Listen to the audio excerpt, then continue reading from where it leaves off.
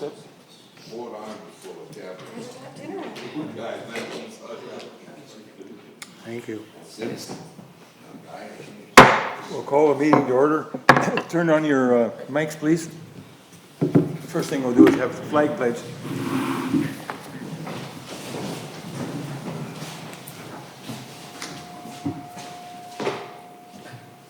I pledge allegiance to the flag of the United States of America and to the republic for which it stands, one nation, under God, indivisible, with liberty and justice for all.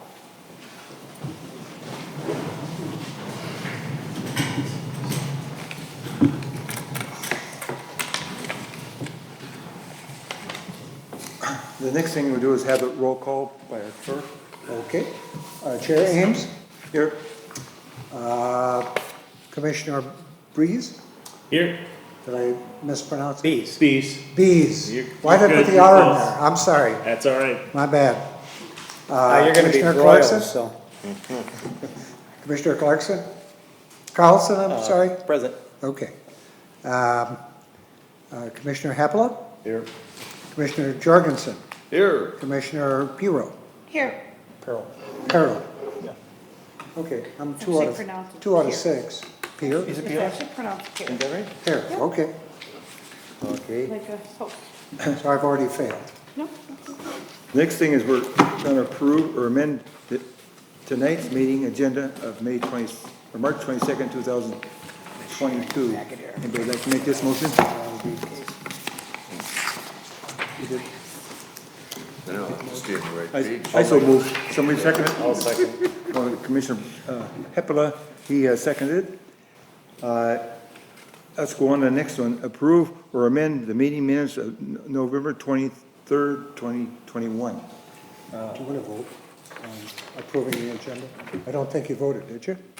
No. Yeah, we need a vote. Huh? Oh, we didn't Didn't vote? vote. Nope. Okay, all in favor, say aye. Aye. hi. Aye. Thank you. On November 23rd, there's one correction there, just the name of Hepala was misspelled. And I had to look a couple times so I could spell it right. Mr. Chair, Commissioners, I'll take responsibility for that. You have 2 sets of minutes in here. Your November 23rd meeting, I misspelled the name Hapala. I apologize, and it should be corrected in the one that has been distributed. On your January 25th minutes, we added the entire set of election votes, et cetera, for chair, vice chair, et cetera, which I had originally left out. The corrected version should be in front of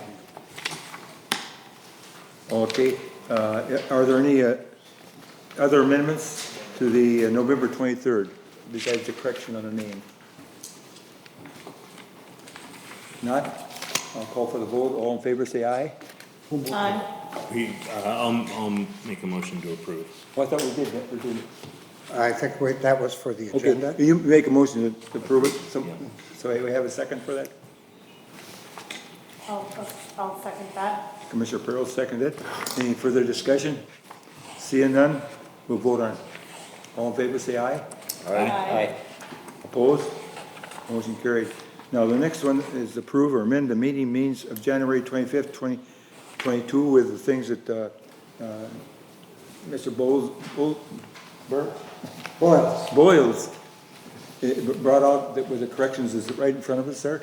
Adding that to the motion, somebody want to make a motion, adding that to it? I'll make a motion to approve the amended January 25th. Commissioner Hapelas made a motion, somebody seconded it? I'll second. Commissioner Carlson seconded. Any discussion? Seeing none, we'll vote on it. All in favor, say aye. Aye. Okay, motion carried. Okay, now, what we're gonna do is open the public hearing now. It's bid to buy Case Farms, 5160 Viking Boulevard. Well, let our planner present what she has there. Thank you, Mr. Chair. Bid to buy in association with Cash Farms, the current property owner at 5160 Viking Boulevard, It's a 10-acre parcel. They've jointly made application for a conditional use permit to allow multiple buildings on a single parcel, an interim use permit to sell used vehicles, and another interim use permit to allow deviation from commercial paving requirements. So the plan is to convert what were constructed as 3 agricultural buildings and use those for the auction business. So this is a 10-acre parcel located in an existing C1 commercial zoning district. It is in conformance with our comprehensive plan, 2040 land use plan, which designates the site a combination of commercial or light industrial. So it's surrounded on all sides by commercial, with the exception of the east side, which is low density residential. This is the existing site plan with the 2 pole sheds and a small office building, and then the 6 grain bins. When the property was zoned to commercial back in 2011, the agricultural uses became interim uses, so those may continue until such time as they cease. So that would include the grain bins and any agricultural production that's on the south part of the parcel. So in the present, they, for the most part, want to stay within this existing impervious surface area. They're adding a little bit of impervious surface. We'll talk about that later. Some additional parking and such. But the one IUP is requested to allow deviation from the paving requirements because the grain trucks will still be circulating in and out of here in the spring and fall. And then there's also, they do auction large vehicles, farm equipment, and construction equipment sometimes, which come in on large trailers as well. So the proposed plan is to add some employee parking and additional customer parking. They have shown proof of parking here. When I calculate parking based on the square footage of the 3 buildings, they're required to have between 38 and 40 parking stalls. So they're showing 40 here. I'm proposing that they pave 10 along this side of the parking lot, the south side, and then pave 5 or 6 here adjacent to the existing employee parking, which is adjacent to the office, and then create an area up front that is possibly paved for the display of the vehicles and equipment. Just thinking sort of aesthetically how this might look from the street as you're driving by. We'd like it to be I'm sure as they would, a nice clean looking site. And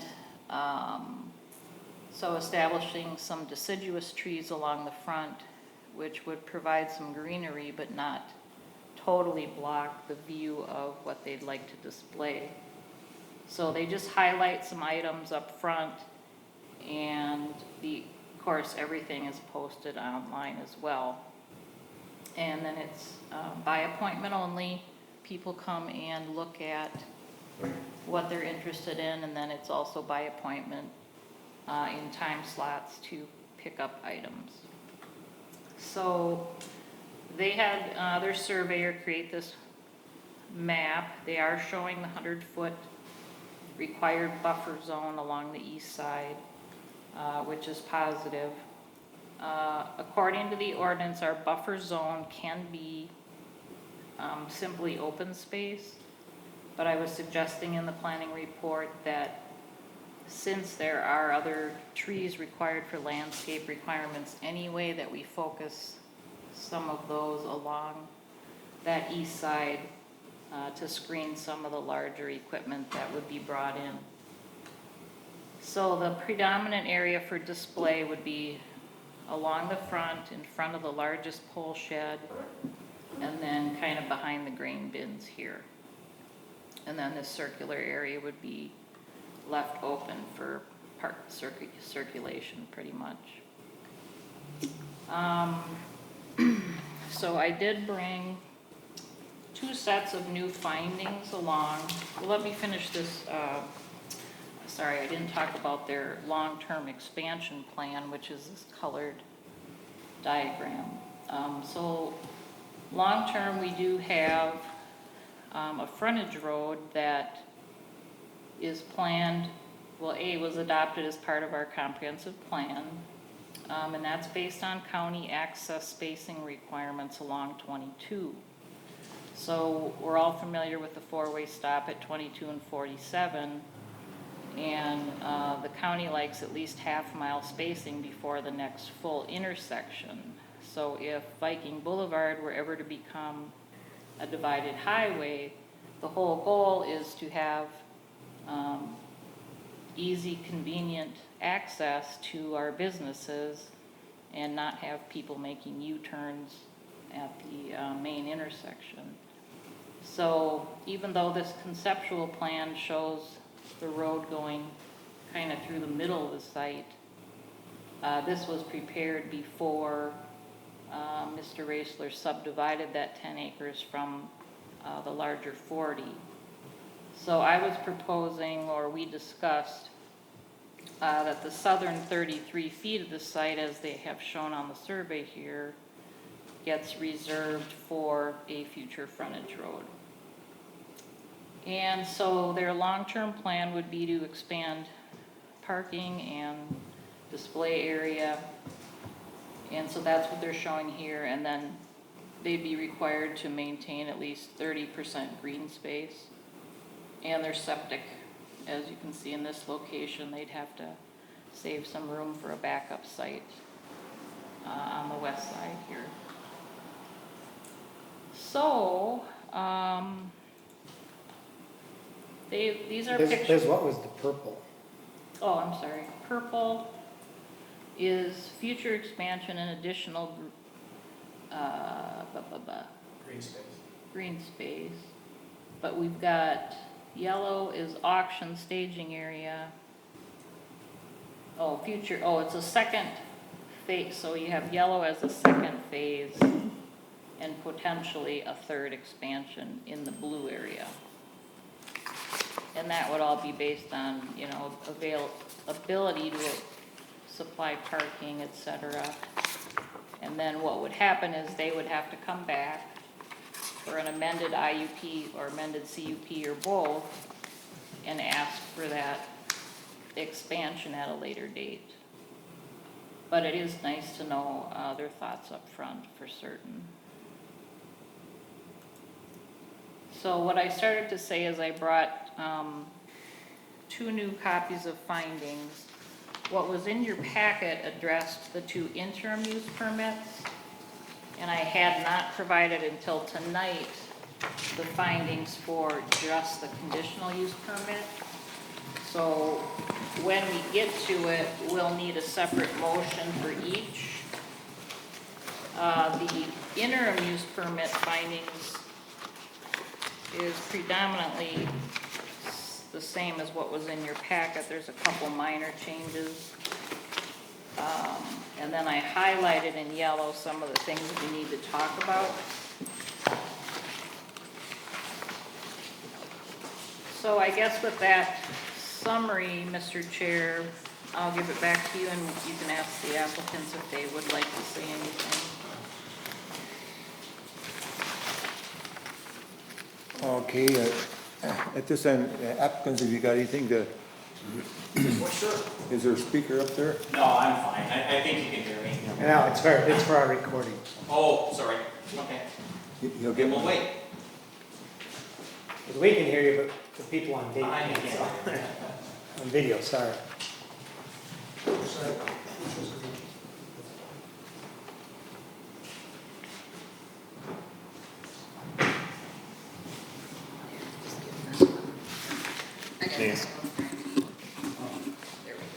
It's on green, okay. Just give your name for the records. Sure, Kurt Werner and Landon Werner. So I guess, first off, we're excited to have an opportunity to come to town. I'm basically a lifelong resident of Elk River, Nowthen area, so this is really home for us, so it's real nice to be here. There's a bunch of changes in your highlights that I guess we just looked at them as well. Most of you know that an auction company, there are things that sit outside. We don't make money on storage. We only make money when it comes in and it goes out. We like to turn things as fast as we can. I did notice a couple things in here that were highlighted, like items can maybe only sit there 45 days. I'll just be honest with you, a lot of it's going to be stored inside as much as we can, but in this day and age, we do have banks that have us retrieve or repo, for a fancier word, items, and it takes them a while to get titles for items or clearance from banks if it's a bankruptcy. So there are opportunities where it may, or situations where it may sit a little longer than that. That's not our purpose, but there are customers. As much as we can put inside, the bigger buildings is our goal. As Liz had mentioned, we do probably more construction than ag. So when you have dozers and excavators, I guess, with cleats and tracks, they do tear things up. That was one of the reasons we were hoping that we could get a variance on the blacktop coming in. We have talked about putting some better drainage plans in, just in case, but it has been that way for, I guess, 10 years, so it hasn't been too bad. And they do have quite a bit of hard surface on there. As she showed up there, the top pictures is one of our Buffalo location, where we sell campers. And currently on our Buffalo lot, we have 46 campers for sale. So henceforth, we don't know how much space we're gonna go. I mean, we don't own anything, it's all consigned, so we never know how big it's gonna be, but they're neatly lined up. We envision selling more of the trucks and cranes and other equipment that some will be outside, but most of it will be inside. Yeah, and for the campers, just like we stated, our product turns 30 to 60 days most times. Those campers will run on an auction for 2 to 3 weeks. And then at that point, there will be appointments for people to come and pick up those items, within the 7-day time frame we'll give them, so.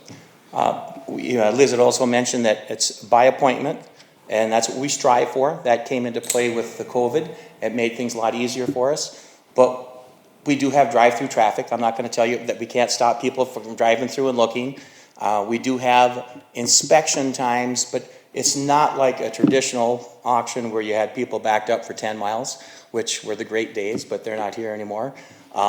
So the traffic is different than from what one would think of a normal auction company. I think that's pretty much everything, unless you guys have specific questions as you get into it, that we'd be certainly happy to try to address. Okay, we'll go on. Mr. Chair, We'll be asking a question later. since they're there, can I ask a question? Oh, ask them questions. Okay, we got any questions to ask them while they're up there? I have one. Since there's nobody else here to testify, might as well. Yeah, I have one. They used to have the state-of-the-art drying systems there. Is that still there? That is still there. It's still going to be used. It's, yes. The cash farms are going to continue to use that. Okay. Yes. And it is, I don't think you have the picture up there. Let's go back one, could you? It's right there. Yeah. Yep. Oh, that's it right there, okay. Yep. So it just connects to the grain bins, pardon me, Mr. Chair, Yes. connects to the grain bins? Yeah, they just drive the semis around and it drops the grain down and goes up the leg and air dries it, so yes. Oh, okay. I had a question as well, but the mayor had a question. I just wanted to make sure we got it. But, so are you gonna keep operating the other facility with campers? I just soon not. So you're planning on moving everything here? Well, it all depends on space and how much we grow. We've been very blessed. We've had rapid growth over the last years. We have not decided for sure either way. I'll be honest, it's manpower. I mean, we waste so much time driving back and forth, we just don't have enough manpower to man to easily. So in the beginning, I do not foresee us giving up our Buffalo location right away. So it just depends. I think our business, once we start saying we can accept merchandise at a fixed location, I think we'll be probably pretty busy right there. So, Liz, could you advance it one then? So you do anticipate that Nowthen will eventually look like these photos? Though they were looking, Liz was asking for some pictures of how things would be lined up. The market, method of marketing has changed, whereas in the past, and I've been involved in the auctions for 40 years, so I've seen that, you would do a quarterly or a monthly auction, usually quarterly, and you'd line things all up and you get a massive amount. We've seen that people do not want to wait that long, so we just show the variety of equipment. I don't see it being there for an extended period of time. Could I see 100 pieces of different equipment coming in and out every couple of months? Absolutely. But not sitting there. If you go to Ritchie Brothers in Owatonna, where they have sales 4 times a year, and then they build it and fill 35 acres of equipment. No, I don't see that. So we conducted over 500 auctions last year as a corporation. So we're looking to add, call 12 to 20 from auctions a year just at this location, right? And taking in, heavy iron excavators, dump trucks, highlighting that. Hopefully, 25 to 35 pieces of big iron every month would be the goal to start. Could it grow? Absolutely. I hope so. Is this so typically online? Everything's held online. All the bidding. And then as we discussed with Liz, you're a primary corner. So obviously what's displayed on the north side of the grain bins is going to be.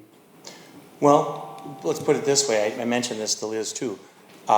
What's against the road also reflects upon us. Yep. So I think everyone maybe has been to an auction. You have some really, really nice stuff, and sometimes you have some not so really nice stuff. And the not so really nice stuff you don't put by the road. Okay? We are fortunate that the 2 buildings are large, so a lot of that smaller stuff that that we do sell. I mean, we sell pallet racking, we sell everything. I mean, we are service to the community, and our community has just grown over the years. But most of that stuff is going to be tried to be stored inside.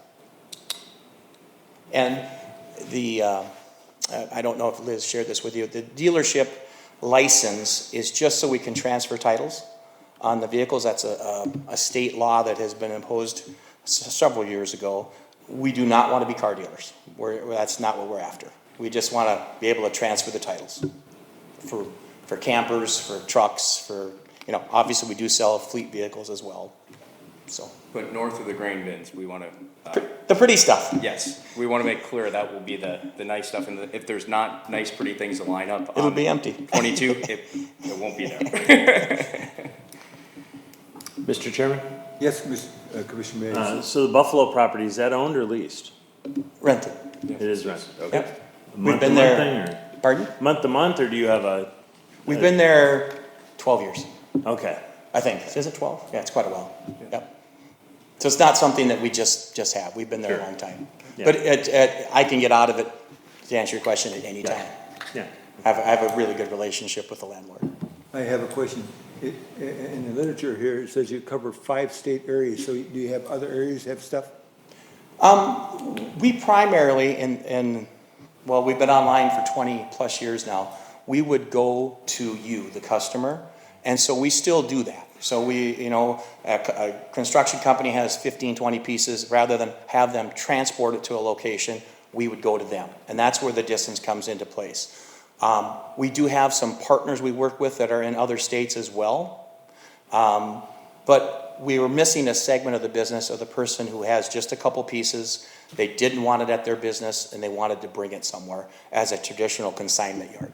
And that's the piece of our business that we're hoping to complete here.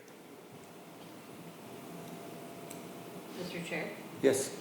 So tell me what would be an ideal, or I guess manageable time frame then, if sometimes things go longer, is 60 days kind of tops, you think, or? Well, ideally, once again, we don't make a nickel until we can sell it, all right? So has there been bank projects and other projects? Yes. Can some of that longer than 60 days? Yes. Is it an everyday occurrence? No, it is not. So that 60-day turnaround time is pretty typical. If we foresee something that is longer than that, My first thought is we stuff it in the building and wait. I mean, that's my quick fix to it. May not have to sit outside, but Yeah. 60 days, I think, is more realistic than, Yes. the extra 15 days. Okay. You have, and it happens very frequently, especially in the wintertime and especially in the spring and the fall, where customers from North and South Dakota, we do a lot of business there. I'm haying, I can't be there for 2 weeks. Okay, I mean, we do a lot of ag business, so, but there again, if something, we're very open, we're very flexible. If there's something that, when we move ahead, that you're saying, hey, guys, we don't like this, well, just, talk to us. I mean, we can fix anything. I mean, we can try anyway, so. Okay, and sometimes do people, like if it doesn't meet the minimum and then they keep it there for the next auction? Yeah, that's a great question, and that does happen. So we do allow reserves, so, say somebody, for instance, wants 20,000 for a dump truck, and say the bid price only gets to 15, well, they may say, hey, better luck next month, let's try it on the next sale. So and we can rotate those pieces, but that's a great question, and that will happen. Okay, so sometime. That's all I have for now. Are you in agreement with the pavement plan that she presented, or you mentioned that earlier, is that, would you like to do less? Okay, I'll be very honest, this is a big purchase for us, so we're spending a lot of money. We're gonna have to do some, major construction inside, demising wall in the one building for the fire suppression system. The parking, I don't think is, a problem. I mean, it's so rare that we have cars. I mean, we'll have pickups and trailers that swing in and go around. I don't see us personally ever needing that many spaces, but I know you have ordinances. If there would be a way that we can do part of it and do another part in a certain time frame, that would be great. Up front, if we had a little more time before we had the blacktop across the front. Okay, I'm the first guy. I hate mud. I mean, I despise mud. I'm not a kid that like to play in the mud pies. But, first of all, we gotta be able to cash flow it. And I would say the fear of the front row being paved, with putting dozers with tracks, metal tracks and excavators up there, it's gonna chew it up really fast, even semis, some trailers, going in and out of it. Well, in the hot summer, you put anything heavy there, it sinks. So that is definitely a concern, and I think it would get chewed up and. And it would look worse than granite. Yeah, and then there's a lot of maintenance that would be involved in that, so. Mr. Chair? Yes, Mayor. So Liz, what's the gray, I'll call it gray colors? Oh, up here? Yeah, That is their display area. yeah, but what's the surface?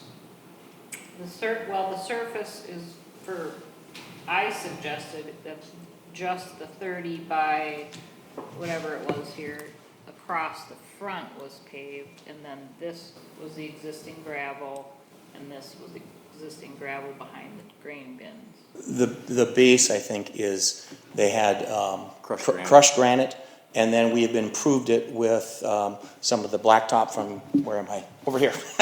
Yeah, that way, from the dressing on the top. Yeah. And I think that would be what I would suggest that we continue to use, just of the availability and the closeness for trucking to continue to improve the surface. So Mr. Chair? Yes, Mayor.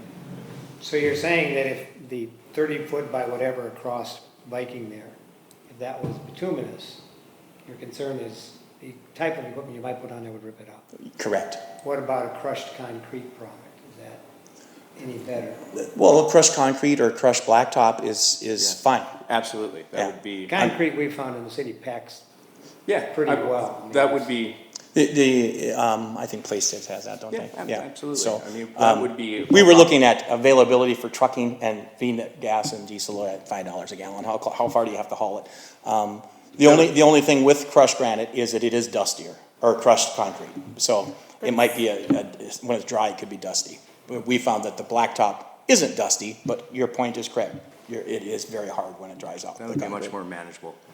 Absolutely. Mr. Chair, Yes, Commissioner Perry. I do have to agree with them. In the construction industry, I understand that those sort of tracks and other stuff has very aggressive very aggressive tracks, they're very. Cleats. Yes, they're just aggressive. I don't see any reason to push having tar there, cause it's just gonna get eaten up, and you're gonna end up with the crushed tar beneath, and all of it beneath it, plus the weight of that, once it gets crushed, all it does is sink. So I don't think we should push having that tarred, just because you know what's gonna be on it. I just wanna verify that the tarred area then would be the orange surfaces on this diagram, correct? Well, so they're gonna have to amend this plan slightly so that they're not increasing impervious at all. So that there's no requirement for a storm pond. So my proposal was, 5 or 6 spaces here, and then whatever we agree on would kind of straighten out this south line, and they could pave a few here. They stated they only really are going to have 5 or 6 employees, plus, some customer parking.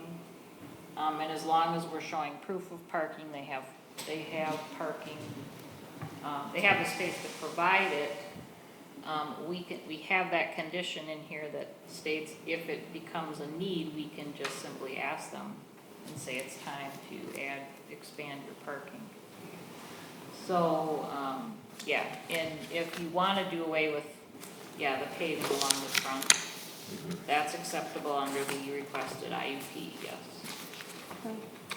Mr. Chair, Yes, ma'am. so the orange is bituminous or concrete? Either, I would, The, either. the one piece that's in there, is currently concrete, and I think we'd probably go blacktop with the proposed expansion. We can price both, but I think blacktop's probably a little bit cheaper. Mr. Chair? Depends on what oil does. I do have to agree with their,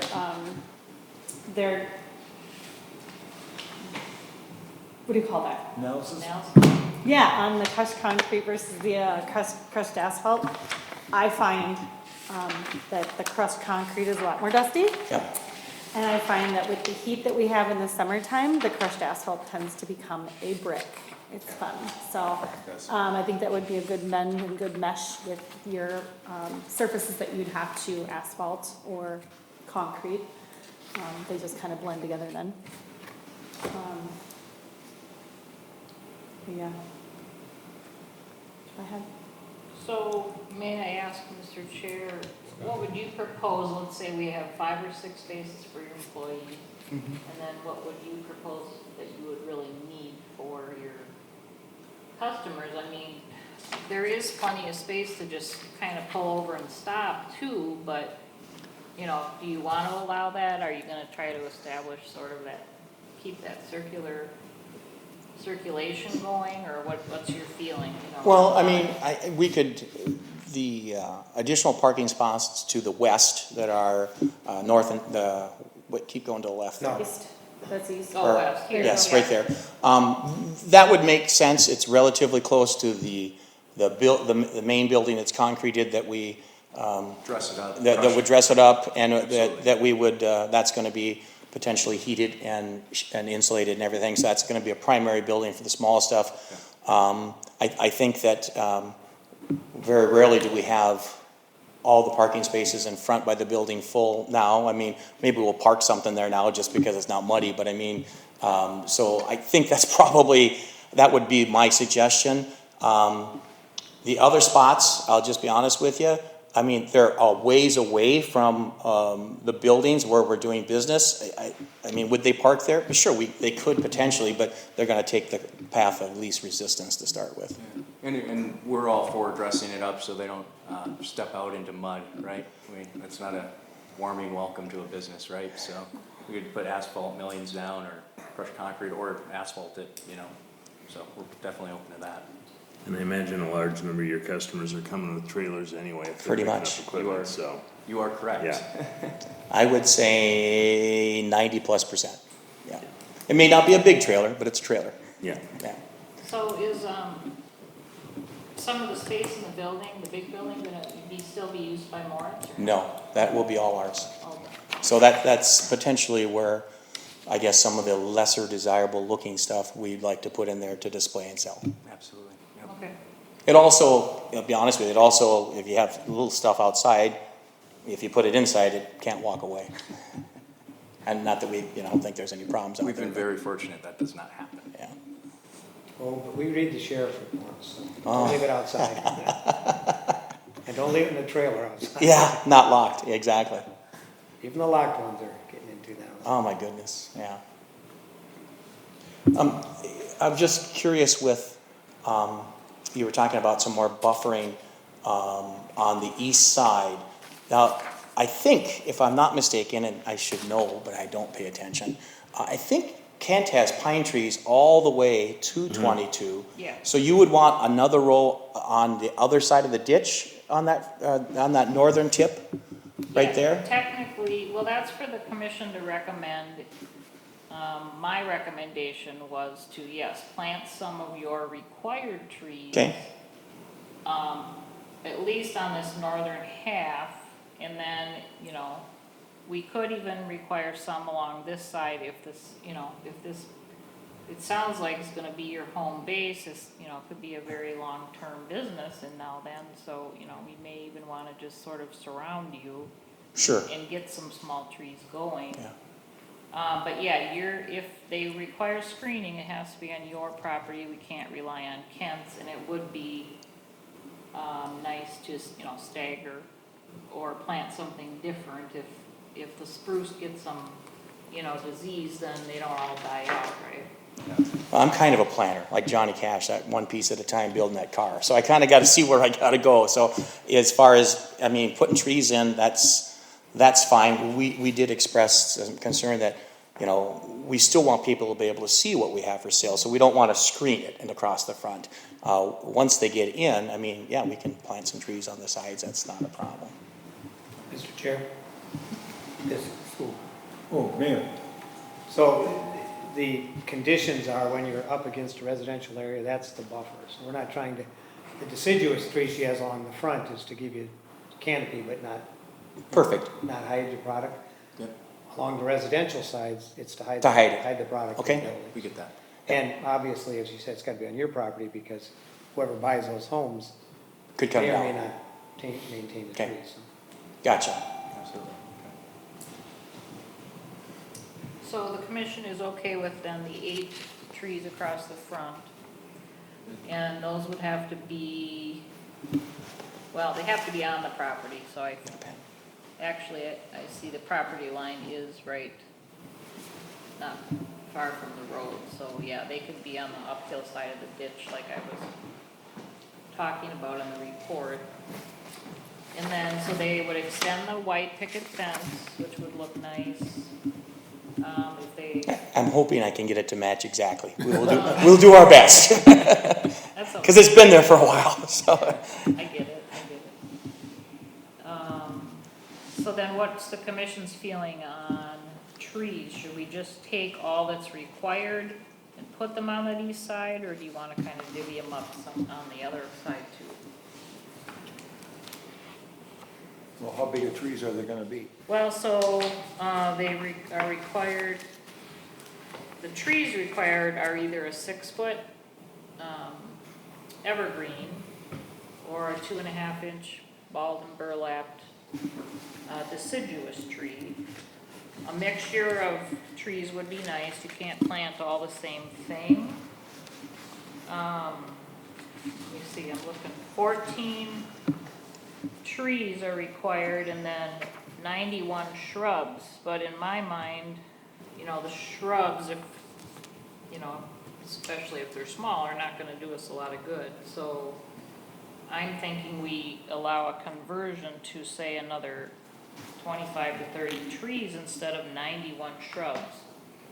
And those, that requirement's based on our square footage of buildings here, so, and now you could, normally the IUPs and CUPs have to be implemented within a year, but you could allow them to phase in some of these things because they do have a lot on their plate with some significant building changes and parking changes. So that's a consideration too, is you plant so many in the first, 4 years and then maybe the rest and later, but, Or that's- if Kurt and Landon find a good deal on trees. yeah, I mean, you could, in the fall especially, yeah. The nursery has an auction, right? Yeah, we've done quite a few of them, yeah. Yeah. Now is not the time to buy them. Auction a nursery. Yeah. So, we've got that to discuss, and then if you're satisfied with just designating those areas for display, I think it's kind of impossible to put a number on how many units you have, because it just varies too much. The size is so, so much variant, okay? A fifth wheel camper is 40 foot long, a skid loader's 12. I think when she's talking volume-wise, number of units. Well, I mean, you can only put so much in a space, Yeah, so, right. if it's all skid loaders, you can put a lot of pieces in there. If it's all campers or 53-foot detached trailers, it just changes a lot. One month we could have 10 bigger pieces, the next month we could have 30, 40, you never know. So sometimes, let's say you're getting full, it's a busy month, you start telling people. They gotta hold off, You gotta hold off. You gotta hold off, yep. If we're filled up, then they gotta wait for the next auction. much like we have 30 more campers to come in our Buffalo lot, but we can't get them in. We're plumb full. So, yeah, same scenario. All right. Does that make sense to the group? If we go strictly by the space here, he's got dimensions, he's gotta stay within that display area that's designated. Mr. Chair. Yes, Commissioner Hippo. Yeah, I agree with converting the shrubs into trees. If that- Okay. And also, instead of putting a vehicle limit, maybe we could have just the square footage limit for the space. That they only can use whatever specified space, and however many vehicles they fit in there. Right, okay. And also, I was wondering if there's any allowance for test drives or, We do not. okay. My insurance agent said that is not a good idea. Yeah. So we have not, and we've been doing vehicles and trucks for quite a long time and not had a problem with it. So that wouldn't be a problem with the neighbors then. Nope. And also, seems that when people pick up, they probably back up to the buildings more than if they're picking. They either back up or drive perpendicular, and we Yeah. load them with a skid loader or telehandler, whatever it might be. It's a relatively quick process. You've got 1,000 items and, a couple days to try to check it out. Scheduled wise, you don't waste any time. Yeah, so I think putting the parking or you could assign parking area in front of your buildings maybe would be more useful than putting it over on that lower area. Well, If, I don't know if you have parking, assigned parking, then you can't use it for loading, or can you? I don't know how that rule Yeah, reads. well, I was just thinking if most of your customers are only coming for while they're loading, probably. I guess if they're coming for viewing, they might park down there, then walk around. Yeah, and they will come into our office to pay for their items. So, that was kind of the idea of putting it somewhat close to the office building. I totally understand Yeah. where you're coming from. Yes. Where they're gonna be getting loaded, right? So, yeah, so you'd have some by the office and some other loading areas. So would you, put concrete aprons in front of your buildings? There are not. So It's all crushed gravel, granite. So it could be, does it get muddy in the spring? Right now it is, but it dries out fairly quick. I mean, it's just this time of year, there's not much you can do about it.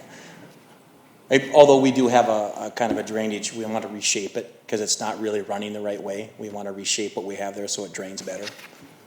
Yeah, so I think that'd be preferable to improvements over the, area down here.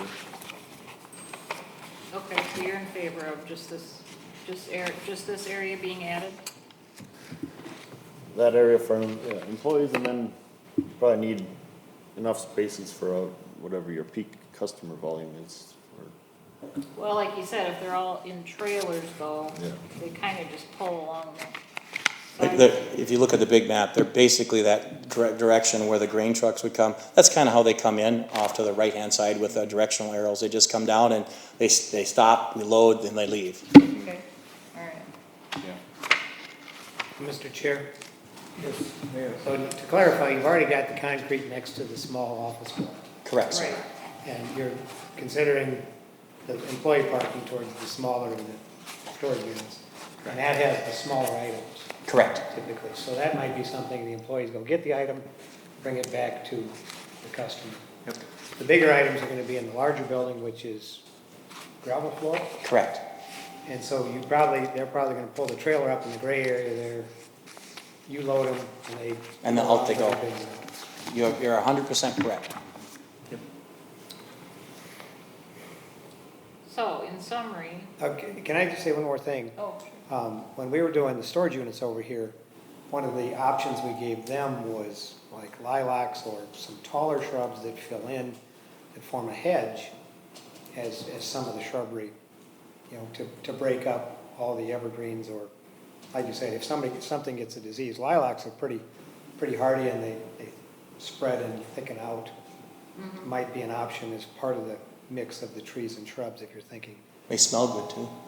Well, they're nice in the spring, and I know the highway uses them because they're great in the spring, and then they're just a great border. Okay. I can They're pretty help you. long-lived. I can help you. There's a lot of really nice native shrubs. Okay. Yeah, that get color or berries or, Sure. you know. So sure, we can figure that out.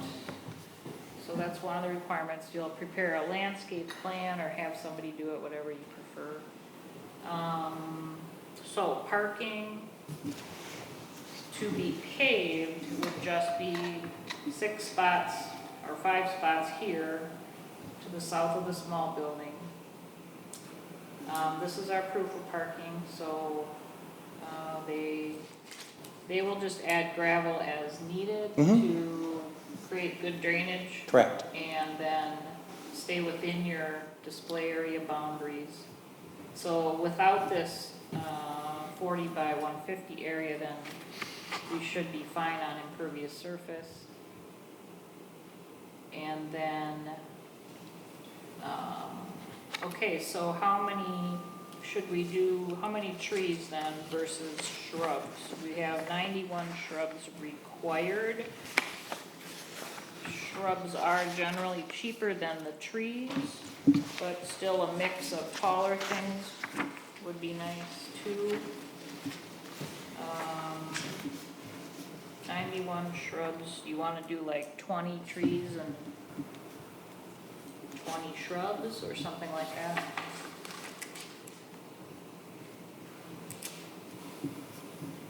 Well, I think we have to depend upon you because your expertise is in this area where you work with this kind of stuff, so you think that'd be fair, going down to 20? Yeah, I believe that when we did a conversion for another property that we were about a third or slightly greater than a third of the shrub total, so that'd be, yeah, around 30. So let's see.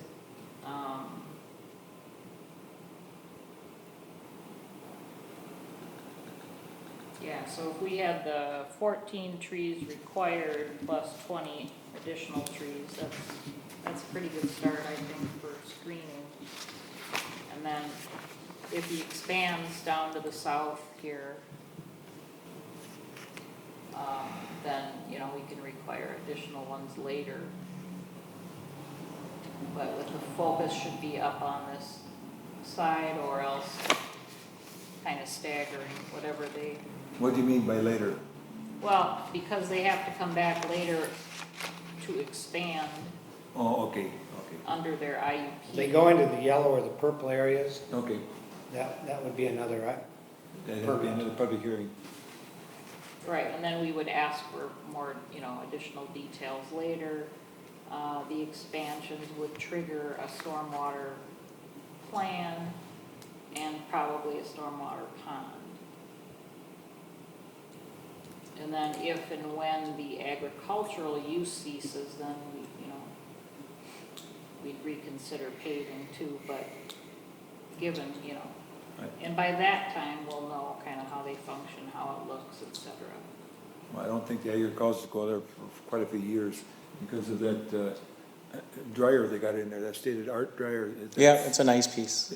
And that's something that you don't see very often, the equipment they got there. And the Morts do a lot of farming around here, they got a lot of land they farm, Yes, so yeah. I'm sure it's gonna stay there for a long time. Mr. Chairman, Yes, but what's the plan for signage? We haven't really discussed that. We don't, be honest with you, I haven't even looked at where your ordinances are. If you were to ask me, I'd like to have something for sure right underneath the big 5160 on the front of the building that's there already. That seems to be what sticks out for people to see it. Maybe something, I don't know, Landon, have you given any thought to that? I guess I really haven't. I haven't yet, to be honest. We just talked about underneath that would be a great spot to have something and it would stand out. Yeah, that would be allowed under the ordinance. Oh, great. On the And the building. 5160 is on which building? The 70 by 120. The small one. The one that's to the west. Oh. and Yep. that could be added anytime as far as signage. Well, no, they have to, Now, pardon me? it has to be involved in this now? No, it's in our conditions Yeah, it's- that they have to have a building permit and everything for signage. But yeah, they can come with the design and everything later, yeah. I mean, I'm not, I think Cash Farms has a little sign on the driveway. Yeah. I don't think that's an important factor to us. More than anything, it's in the way for plowing snow, but anyway. Okay. Mr. Chair? Yes, Mayor. I have two things. Cash Farms has a vegetable stand there in the fall. Will that stay? Yes, That will stay, yep. So you'll have they'll have fair amount of their, traffic for that. yep, they're fairly busy. Yeah, They have good sweet corn. I do. So, and that is actually the little Right red here. spot right there. So they basically just drive in and make a little loop and out they go, what they've been doing for several years. Seems to be busiest at 5 o'clock. And then the second question is more critical. Right now, it's got a unique septic system on there because of the water table there, and we need a backup to that. So we thought about what a backup looks like in this situation, Liz? Well, they just need to get a couple soil borings. They've already got a guy lined up, I think, to work on that. They've already did the septic inspection and certified that, and so we got that just here the other day, so. Oh, based on your office space and Yep. everything? Good. I think that's what they did, so. And then from a backup So spot? for a backup, when the weather warms up, we'll just get a couple soil borings. We'll require you to prove that it can support another septic. And then we'll just basically, there should be no driving on it at all. Yeah, there isn't anything over there now, it hasn't been. So, anyway, okay. What else? We've got some blanks to fill in here on our findings. So I'm starting with the interim use permit findings. Can we first have the clerk give a report on that verification of the legal publications made and posted have been completed? Yes, yes, I did that, prepared. Okay, that'll be, Everything was noticed and letters sent to adjacent properties. I only received one call from, a property owner that used to live on St. Francis Boulevard. She still owns the property, and she had no comments at all. She was confused as to why she received the letter. But she since has moved out of town, so she did not have any concern. Okay, so go ahead. if we start on page 4 of the interim use permit conditions, where we've got some highlighted, oh, I'm sorry, on Three, page yeah. 3, yeah.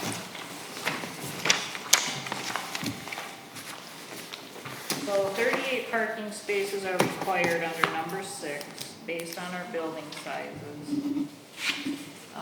So instead of saying 10 parking spaces shall be paved, well, actually 10 total makes sense. But just 5 new spaces, correct?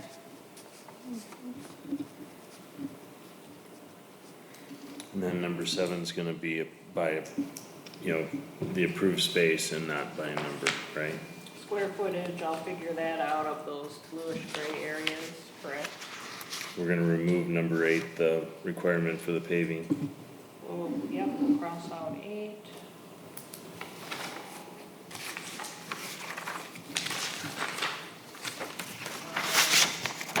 I added number 12, stating auction items which are not stored within the structures on site may not be displayed outside longer than 60 days. 60 days.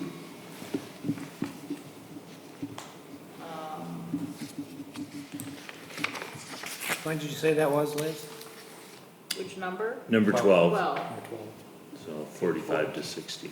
Are you looking at the new findings that I Oh, brought? sorry. Yep, there you go, yeah.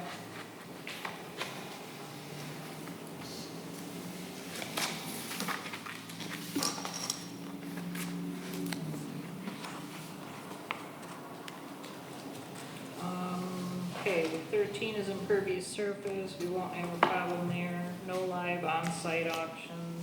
I have a quick question on that Oh, one, sure. if you don't mind. In the event the satellites fall out of the sky, and being that I have been an auctioneer for 40 years, would I just need to come to you guys and say, hey, I need to clean the yard up and sell something? I mean, I don't see it happening, but is it just a communication issue? Yeah, just in case there's something catastrophic happens and we have an auction to sell online, and the internet, say, goes down, which is For out of our indefinite time. control. Hasn't happened yet. We would have to Do something with possibly this go do a live on-site auction. Do we foresee that happening? No. That is not what we're gonna do for business either. That's not our model. But If the internet goes down, the world's ending. I believe that's something that they should probably just come back in, because the public's gonna wanna hear that. Because Okay. they're gonna hear the noises more than anybody else. Sure. Yeah. So that it's the immediate residents around, I think, that would want to have a say in that. Okay. Just as I know If the it comes procedure, to- because do I see it happening less than 1/100%? Yeah. I do not see it happening. And we're not a live auction company. Mr. Chair? Yes. So what's the policy now? There are farm auctions, and there's a lot of times where there's parking on street, on county roads. What's required now for a live auction in the city? I don't think there's anything. There's not, so I would For a just- one-time thing, right? Yeah, I would just suggest that they would call me or the city hall and just say, hey, Okay. we'll let the council know, Sure. and see how many people you're expecting and. I'm Mr. too Chair. old, I can't sell all day anymore Yes, like I used to, Mayor. so I don't wanna do it. Yeah, yeah. So I think typically what we would do is just put the condition in here, in the case of. Right. It's kind of like with the threshing show, sometimes something odd may happen, so here's the process. So if somebody says, we did provide for that, you contact the office will give you Perfect. the details. That's it. But it That's- should be noticed in here, so it's officially, Yeah, appreciate yeah, that. they're operating according to plan. Okay. Good. So I'll say except on rare occasions, And just put the protocol for what happens on those rare occasions. yeah, okay. And if the internet goes down, you're gonna have to call or come in, because we Yeah, I will, email us, send a telegram maybe? carrier pigeons. All right, no parking loading on Viking Boulevard, 100-foot buffer. We'll just say shall include required trees as outlined in number 17. So we'll focus those trees in the buffer area. On the northeastern half of the property, correct? Did you find your? Yeah, up in here. Yep, right. perfect, okay? I'm not too concerned about that. Yep, so there'll be 8 along the front and then however many here. I know. They get in the way, they have. I grew up with them. So I'm thinking 20 shrubs cut and it. 20 additional trees instead of the 91 shrubs. Yep. Does that make sense? Agreed. The shrubs are pretty inexpensive, especially lilac.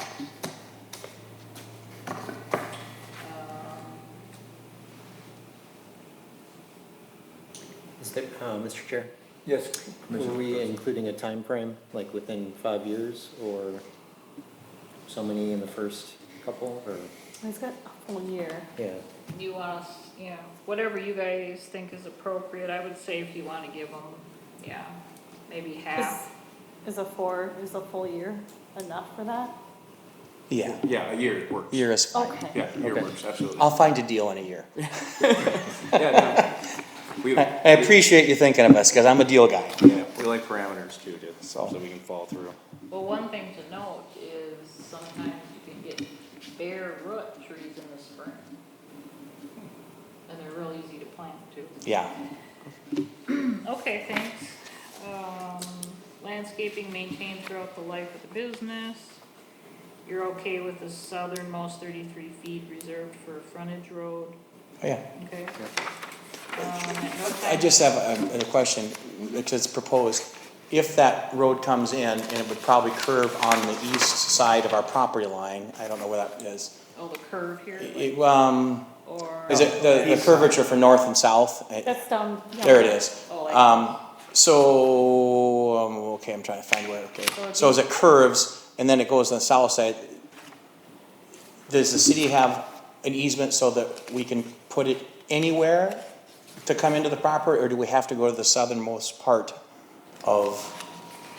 It's strictly conceptual right now. Okay. So what would probably trigger it would be development of these properties. Just a guess that residential might go first, which would bring in our entrance. We would require, the owner of this land to have a sub-street up against, your property. And then we would kind of figure this all out. Yeah, I was just curious if, if we have green space and unused area on the southern tip of the property, if we have to build a driveway all the way up to the main usable part, or could we come in like in the middle of the property off the street? Oh, I see. That's what I was just curious, here I am, I'm planning ahead, So you kind of like the idea of having it bisect a little your property? I just need to know what the options are. Yeah, that would be an option. Okay, So you would end up with people being able to just go right in, right out of here. I don't know that they'd give us that, I've been told that they, maybe, but they would take that one away, ours away, if they move the other one down. So sometimes they'll leave it so you can just go right in, right out, so people couldn't go back west. Oh, That'd be cool, So you'd still need a second driveway, but Right. it wouldn't necessarily be your primary. I like your plan. I don't know, it just depends. No idea what they'll say. As you can see from the concept plan, it actually goes right up against the buildings. It does. Yeah. Yeah, We were just looking to give you some buffer for expansion. I appreciate it, and I'm just trying to figure out how much gravel I gotta buy. Okay. At no time shall junk, inoperable vehicles, auto parts, or refuse be stored outside. In compliance with automobile dealer licensing, the hours of operation listed are okay with you? Absolutely. Absolutely. Okay.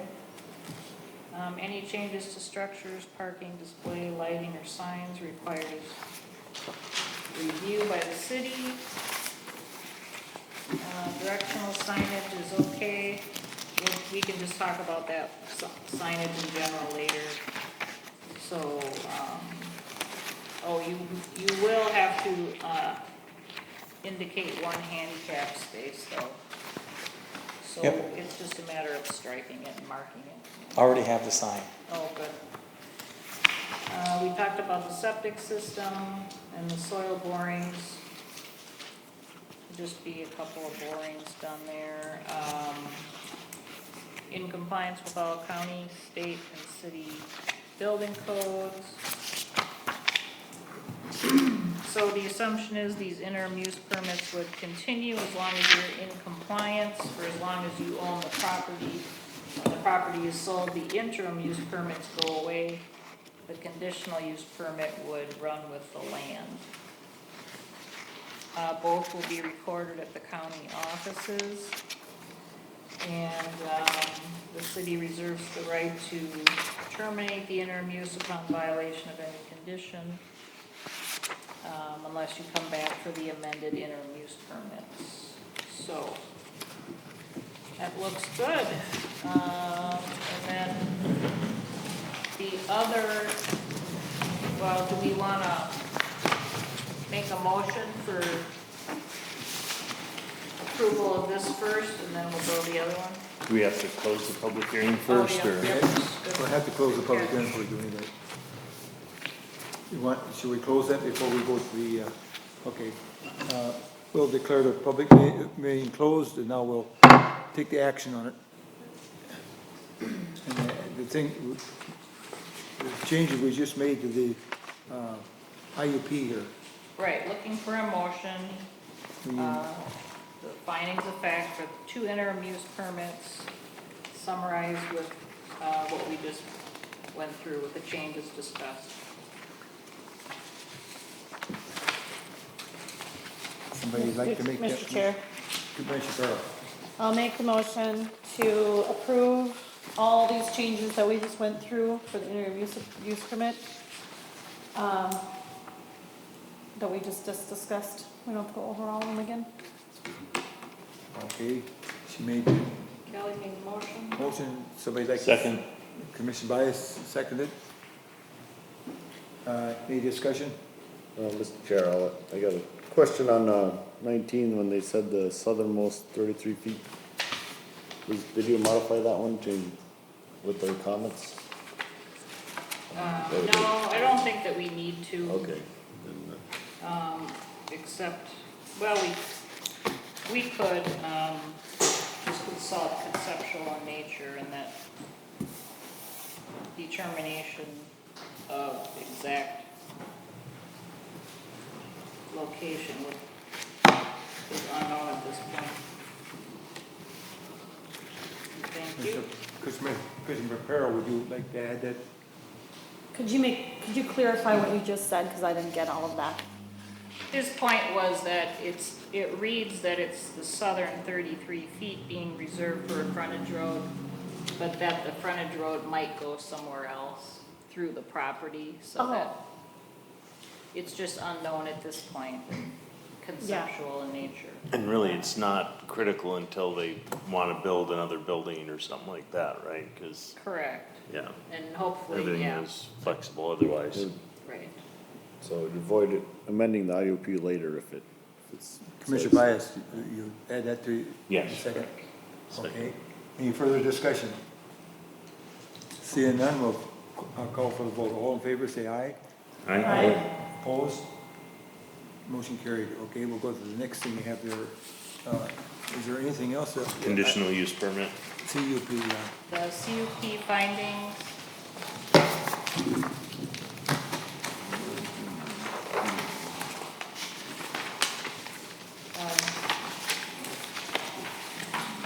These findings are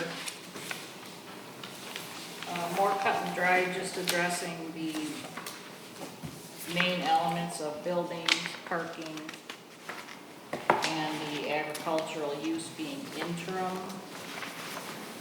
So, they're all duplicate conditions with the exception of 14, which is referencing conditional use. How a conditional use permit terminates versus an interim use terminating. So the conditional use will remain in effect as long as the conditions agreed upon are observed. And then where are we at? I'm lost. conditional use permit, It's the one she handed out earlier. And the one- up here at the top, it says conditional use permit instead of interim use permit. Got two of them here.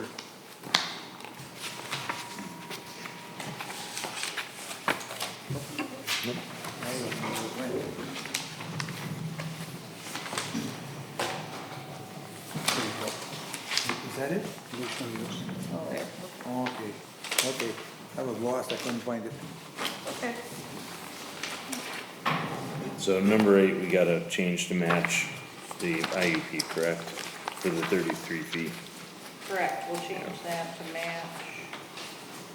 And then 6 is regarding the live auctions. Yeah.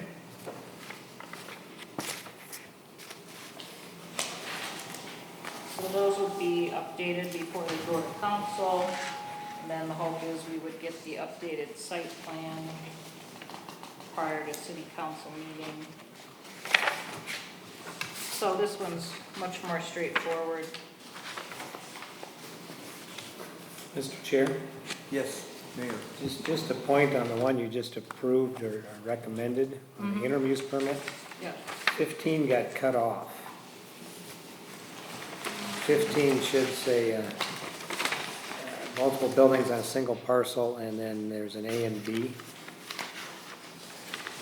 All buildings owned by a single entity and all common areas owned and controlled by a single entity. Oh,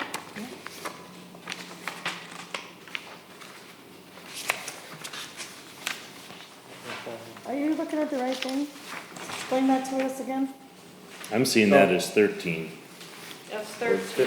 15 on the, Right, but on Oh, on the this IUP, one, oh, I see. Oh, got cut off on the conditional use permit. If you take a look at the conditional use permit, number 15 should read the same as 13 on the interim use permit. No. Mm-mm. No, I took that out on purpose. So 13 is regarding outdoor sales as a principal use. Okay, so, So 15. so if you look at 15 on the conditional use permit, It ends I with mean- and. interim use permit, I'm sorry. oh, jeez. So Internet. go to the interim use permit, the one we just approved, Oh, right. and look at 15, section 11-13-8 C7. Right. We end with the word and. Yes, no, that was intent, the and shouldn't be I there. don't see what you're talking about, sorry. So the interim use permit, page 2. Yes. Oh, on page 2. On the very bottom. Oh, there we go. So number 15, what the mayor is saying is A Got and B were not included. Got it. But I am just saying that, Crossword out and it's a period. yeah, I'm just saying that it requires a CUP, and then what we're looking at as a CUP is a different. All right, so this is the CUP that's required in the interim use permit. It's, yeah, they go together, right? Right, so the interim use permit requires a conditional use permit. This is a conditional use permit, which requires all buildings to be owned by a single entity, Yes, and all common areas are owned and controlled by the single entity. Right. correct. And so other than the dryers and the grain bins, everything will be owned. Correct. Well, we will own all of it. They'll own everything. They're just gonna use it and Okay. rent it. So they'll, Yep, they have to own it all, right. okay. Okay. Sorry for the confusion, it just No, thanks. didn't match up. Thanks for clarifying, okay. So there's really no discussion here. So then back, so each of these is contingent on the other. So when you have each of your Right. conditions here, condition 1, and, so they're all tied together. Yeah, right, correct. So we'll just make sure the conditions match the IUP conditions. And then I need a motion for the CUP approval. Okay, somebody like to make that motion? Approve the CUP, what we have in front of us here. Recommendation for approval. I'll make that motion. Okay, Larry? Commissioner Carlson made the motion, somebody like I'll second? second it. Commissioner Happela, he seconded it. Any further discussion? Seeing none, I'll call for the vote. All in favor, say aye. Hi. Opposed? Motion carried. Okay, great. So just a point there, we didn't really have a public hearing, even though nobody's here for it, on the CUP. Yes, they were all advertised. Yes, no, but I'm saying we closed the public hearing. Did we close the public hearing on the IUP Yes. before we voted? I think it was It was- all together, It was right? all together, so, because I went through all 3 of them at the beginning of the presentation. Okay, So it was definitely a public hearing for everything at the same time. And to note that, nobody. We just had to approve them separately. Correct, I just wanted a separate motion. So I will be in touch. Okay, thank you very much. Thank you so much. Before we move to business work, just in case you guys have any Okay, questions. great. Put them on the table. You guys want to? You guys can reach out with any questions anytime. Okay, Email, great, yeah. phone call, text. So, Thank you. Thank you, for all Ann. the- thank you. Have a great night, everyone. Thank you. Good luck, gentlemen. Okay, a little bit hour behind schedule. The next thing we're gonna do is, here at our planning and zoning, is review the planning and zoning commission policies, commission structure and meeting order, and zoning tax guidance. General procedure.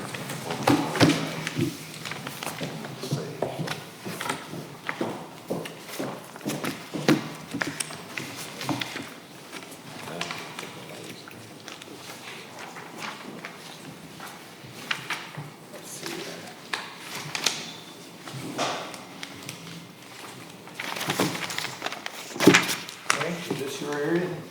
Be glad to, if you want me to give it a Either way, try. yeah, the changes have all been highlighted. You wanna go through them, individually again, or how would you like to proceed, Mr. Chair? Well, it's up to the committee. Would you like to go through each part of them, each one of them, the changes? Mr. Chairman, I read through them previously and, it seemed to match what we discussed. So I don't need any further discussion. What's the commission feel? Mr. Chair, I agree that, I perused these, nothing looks out of the ordinary. You agree? Or is there something that you? I was thinking there was something I was gonna ask a question about here.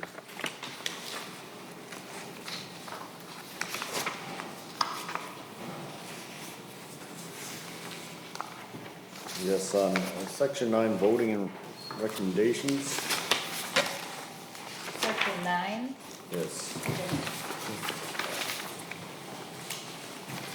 It says that, in the last edit, it says affirmative vote of most members in attendance shall be necessary to adoption of any resolution or voting matter. I think, majority Section 9 would be the is- correct phrase there. Flying right through it. Because if some members abstained, it might not be most.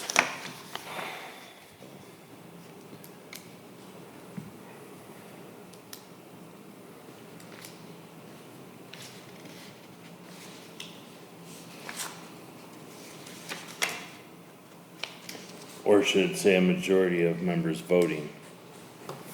Because if you abstain, you're still in attendance. Yeah. A more, yeah, a majority of voting, members voting. President- Well, it does say affirmative Present and vote. voting? Present and voting, that's what you're suggesting? Yeah, to clarify that, I have yellow on mine. it doesn't require most of the members Isn't that, to approve. Yeah, it's not in the packet. No way, no red. Under Stockman?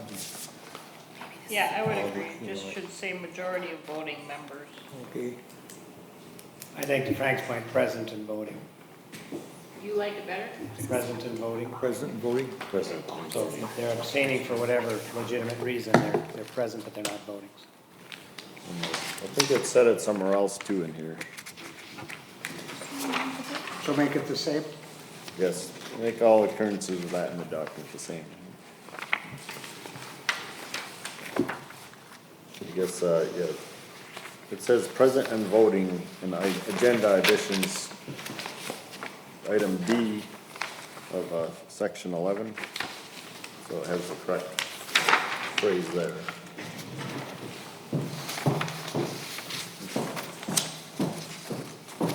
Yeah. Oh, okay.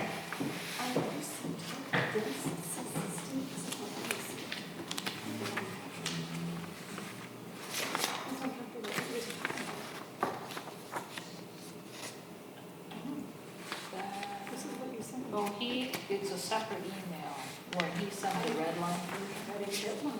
You didn't? No. Well, here, you look at this then.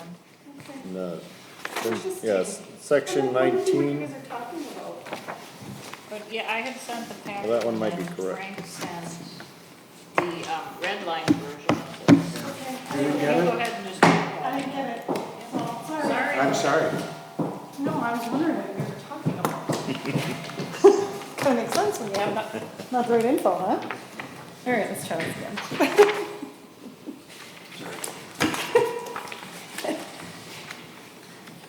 For Kelly's sake, should we go through all of them then? If you wouldn't like give me a chance to go through them, that would be great. Since I had the wrong ones to review. I'm behind. I think you got the final copy, but not, No, you didn't it get either says, copy? it says February 17th on mine. That's why I was like, he has, There's a packet in the box. yeah, it's probably still in the box. But I use the emails to read all my stuff, I'm sorry, but, Okay. so I had the wrong stuff to review. And I didn't get this email. It's not in my email. And I've had some issues with getting the wrong stuff sent to wrong emails. And I might have just lost an email completely. So I apologize, but Should we go through, technology is great. should we go through all the changes and, because she hasn't seen? Or do we wanna table it till the next meeting and give her a chance to, I'll leave it up to Commissioner Perro. I can kind of try to run through this. There's not too many changes, so just let me catch up here.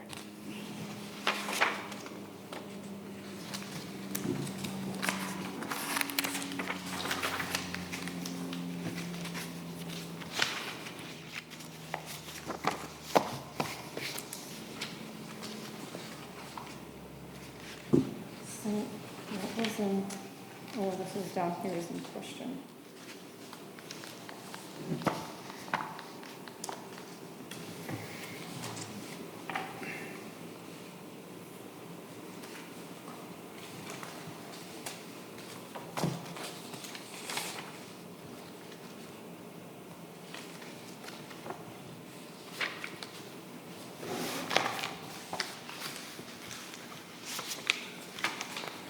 So, what was this one that you wanted to change? They just took it out, affirmative vote of what? What is it wanting, what are you guys wanting to do? affirmative vote of a majority of members present and voting shall be necessary for the adoption of any resolution.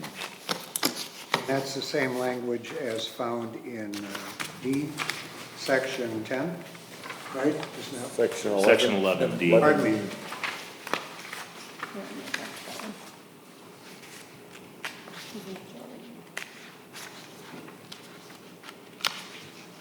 Yeah. Yep.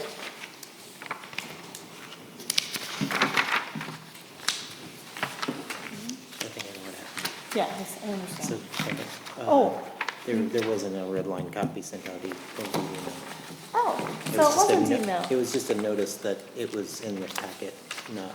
Got you it. know, that. So I didn't get an email. All right, thank you Yeah, I for was- clarifying. I was wondering why I I was. found out Marshall wasn't on the internet then? So, we received the initial packet, but that wasn't the red line version. There was an email that went out later that indicated the To red come line in. was in the packet, the physical packet. Yep, Yeah, okay, that would be why. because I was starting to think, I don't think I got 2 copies either. Yeah, but, no, okay. So then when I Probably. redid it, I just kind of, it's no big deal. They didn't send it out. Okay. So now where are we at? Are you okay with it then, or? Yeah, because it, like you said, number 9? Yeah. On page 2? The majority? Yep. Yep, Yep. agreed. Okay. Any other things that somebody sees that we should take care of?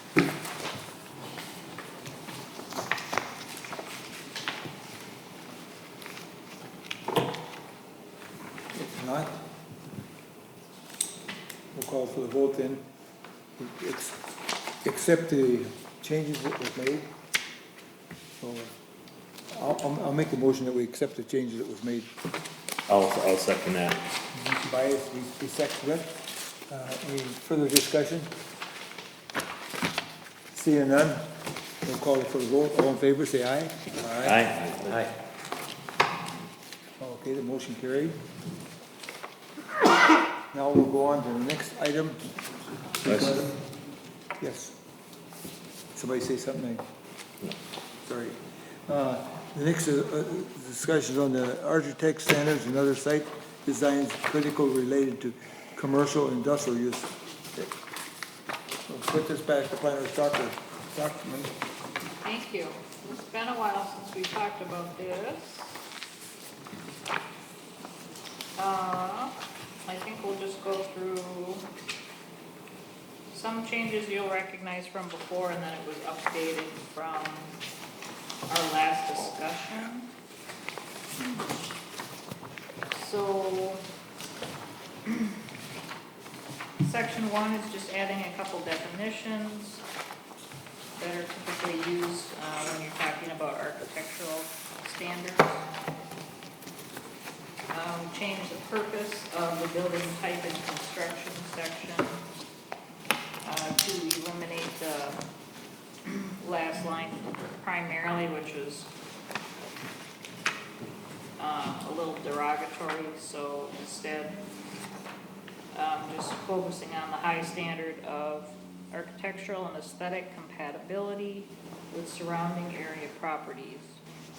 All buildings shall contribute positively to community image with regard to design, architectural style, materials, visual aesthetics, performance, and stability.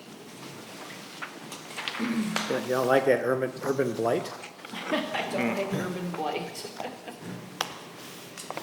You said performance, you mean permanence, right? Oh, permanence, yes. Okay, good.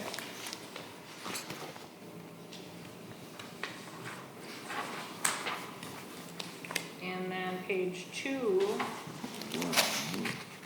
I added one of the general provisions as being all commercial and industrial uses shall coordinate site and built elements into a unified design, including the architecture, parking lots, pedestrian and bike access, environment, utilities, and signage.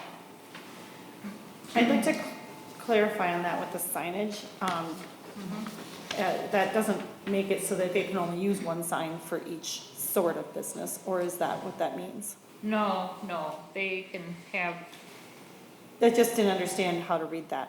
they would have to be in compliance with our sign ordinance. So it wouldn't be that they have to combine the signage into one for, if they have both on site, they don't have to combine it into one, and they're limited? They can have If two it's a separate. multi-use building, yes, there usually is one main sign Okay, that they share that could be like a pylon sign Yeah. or a but if there was, ground sign, but then each individual business still gets the. okay, so, but in my brain, I was just asking the question of if there was one that was commercial and then there was another building over here that was more industrial, do they still have to have one sign for both on that property? Not if they're separate lots. If Okay, they're- so yes, it would be on, so if it was one lot and both of them were on the one lot. Well, they wouldn't be because we only allow commercial uses in commercial districts. True, but there's that So you're thinking of- variation. There's So that if you're thinking variation. multiple businesses, Yes, like in a multiple occupancy building, yes, then yes, we would typically limit that to Okay. one main sign that they share, got it. but they can each put a sign as you would typically see, in a storefront above their door. That clarifies it, thank you. So material-wise, everything's pretty much the same. We have our different grades of products. Page 3, under wood, I just added natural or composite wood. There's a lot of the hardy type siding, which is not as maintenance. What's the word? Not as hard to maintain. So Maintenance free? composite wood is good.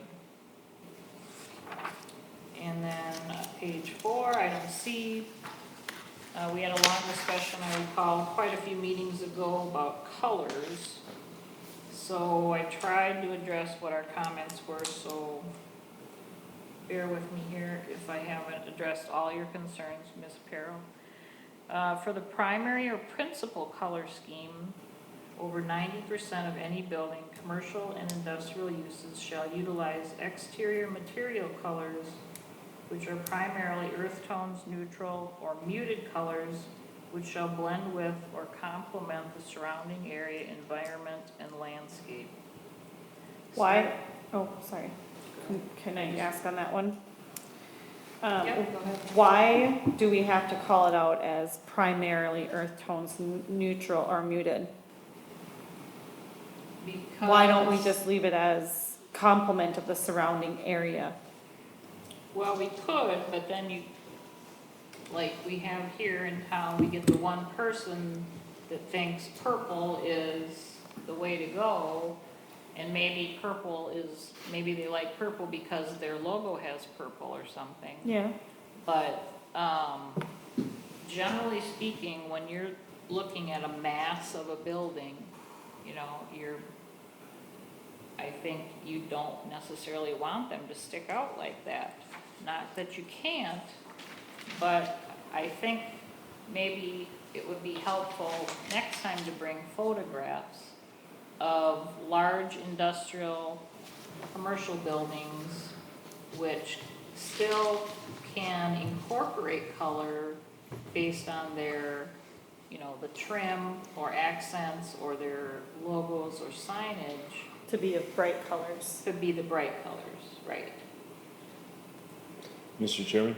Yes. I guess my concern on that is we can approve this, they can build it to meet this, and then a month later, they just paint the building, whatever they want. Well, but, well, yeah. And they might do that And- just, and I don't they just necessarily- might do that just in spite of somebody too, And- because and- we've already said you can't do that color. And I don't wanna get to a point where we have to get a building permit anytime you wanna change the color of your house. I don't wanna go there, but that's the concern I have is, I don't disagree with it, and I want it to be consistent, but you're right, I mean, it may drive someone to say, see? I'm gonna do this because I can. But, yeah, so that's the concern I have there is, it's really easily skirted. It is. The loophole is fairly large on that. Mr. Chair, so they would be in violation of a city ordinance potentially, then? Not necessarily, No. no. No? This is just for approving a plan, right? Yeah, Okay, okay, So they could come in and they could build it to plan, we approve it that makes sense. as a nice big gray warehouse, and turn around and paint it bright a orange. year later they paint it bright orange. Or they sell, you know, they might build it and, you know, sell it 2 years later and somebody paints it blaze orange. And I mean, not that I would like that, and again, not that I want someone to have to get a permit to paint their building, but I like having the ability to say, that's not consistent, we would prefer to see something more muted, more, you know, it gives some flexibility in front of the planning commission. I agree. Mr. Chair? Yes, Mayor. So, again, one of the purposes of this is to try and set some standards. You know, unless you incorporate it, like Commissioner Carlson said, that this is the commercial district requirements, and if you do want to go outside that, you would have to come get a permit. But you're encouraging people to do it right. So if you don't want to go down that road, you're at least saying, when you build the building, this is the way it's got to be. I remember when bills came in, they said, every community they go into, there are architectural Sure. standards, Yeah, and that's what they abide by, and that's what they're stuck with when they build there. They don't come in, build a building, and then significantly change it afterwards. Even though Bill's has now changed some of their logoing and some of their coloring, the buildings they have originally, unless they remodel them and go in for a different permit, stay that original. You know, while somebody could come in and depending on how this is structured, and say, okay, I built the building the way you want it, now I'm gonna paint it blaze orange. They're unlikely to, I mean, I don't know many people that act free with their money saying, I'm gonna build it this way, and then to spite people later. But if we are developing, and one of the reasons for the moratorium was to develop standards for our commercial and industrial parks that would keep some uniformity to it, which is why you say primarily earth tones with 10% your unique color scheme and signage. I think the intent is to keep that from happening where I've sold the building and now somebody else wants to come in and change the total exterior to no longer match your zoning. So I think the intent of this is to have an impact long-term on especially the commercial where this has started. But Liz said, if we're doing commercial, we should extend it into the industrial. Obviously, we aren't going into residential at this point, but we are looking at, back to Liz's point, the positive input, where she took out the negative words, but you don't want it to look like the side of a train car. Mr. Mayor, that's one of my concerns too, is we're not looking at taking it to residential at this point. And that does concern me a bit. I mean, I would be okay if we took out earth tones and just said neutral or muted colors. I don't know, I mean, tastes do change. And if it was a muted blue, that's not necessarily an earth tone, but it might look good depending on the surrounding buildings. So I understand, and I for the most part agree that I think having an area that looks cohesive and I completely agree with that, and I do worry a little bit about getting too specific where tastes could change, and obviously we can always change this, or we can offer we could accept a variance for something like that, but I think we have to balance how much we might discourage someone from building too. But I completely agree, there's a lot of other cities that are more restrictive and definitely have people building there. McDonald's is changing their design to match Maple Grove or wherever it might be, so I do understand that. Mr. Chair, Yes. I'm gonna just piggyback with Mr. Bias here. We do narrow the options of colors, which then could offend some people, and we don't want to do that. So we don't want to discourage people to want to build here, because that's part of the hardships we've been having is we have restrictions that are different than a lot of cities. But as you go through older towns, older cities, you do see buildings that were painted of the bright colors because that's the norm back then, and how much they faded and how much they still use those colors now today with other colors to, complement the area. And I feel that if we do stick primarily to neutral tones, we are dating our city completely, and I don't think we want to do that either. But I also believe that white is, we've got it here on his question, which I don't even know why it's a question, but white should be available at any color scheme. So I don't know if that was meant to actually be part of, or is that a question? Planner Stockman. Well, some cities do not allow stark white as the principal color, but only as an accent. Now, you could also change the percentage, right, of the building that is able to have color to allow more freedom with, some brighter colors. Mr. Chair, Yes, Mayor. could I ask Commissioner Perro, you made a statement that we have restrictive issues here that are keeping people out. What would that be? Because we haven't never had anything like this before. No, it was some of the past restrictions that were just not clearly understood to businesses upcoming. I think we've actually hurdled through a lot of those already. Okay, But- I just wasn't aware that any businesses didn't come here because of something we were restricting, so I, just looking for clarification when because that goes out on a video. If people are saying we're too restrictive in Nowthen, since we haven't had architectural standards, architectural reviews, or this type of thing in the past, I just wasn't sure what might have been keeping businesses out. I know when A and B built, we were tip-up at that time. We now have whole buildings and various other structures in our commercial park, but I just didn't know if you had examples of that we had. I don't messed have up. any at the top of my mind right now, no. Okay. I do not, but I've heard it I've heard these words muttered through the general industry when it comes to constructing in Nowthen, and I don't know all the answers to that question. Yeah, I was gonna say, because what I've seen is people that build in other communities that have come here have actually said we're less restricted than any other community they've been in, so. And that's the type of thing you'll see, like, say, a Holiday Station. Depending on the community, they have a corporate logo, but their building structures are, depending on what community you're in, reflect that community. At one point, the assumption would be if Holiday built here, they would have looked like the bank, like they do in other stone and wood, log-type structure. And I think that's actually what Bill's was assuming coming to town. Since the bank was there, they were going to probably match the bank. They didn't. So.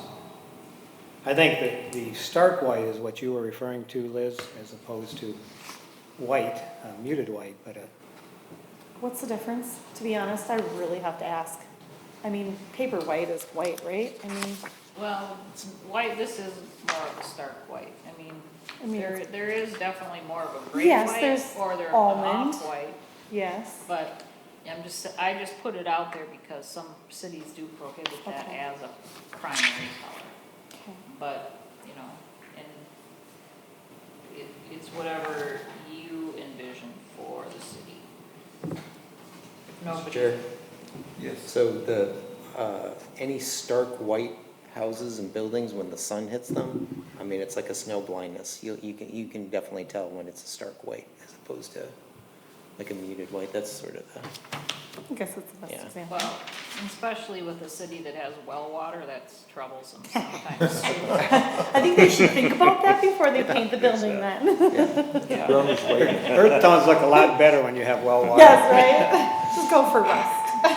Mr. Chair, and just because of my experience over the years here, and because this goes on video, I want to clarify, if I said we're not talking about homes yet, I certainly didn't mean yet. I don't think we'll ever be talking about homes in I would this hope not. community. No. I would hope not. So I just want to clarify Yeah. that this is definitely just commercial and industrial and has nothing to do with residential or farms, because I would never want to regulate what you can paint your barns. Did we come to any kind of decision here? So, Ms. Perro, would you be satisfied if we just took out earth tones and left neutral or muted? I would be totally fine with that, I think. Yeah. Okay.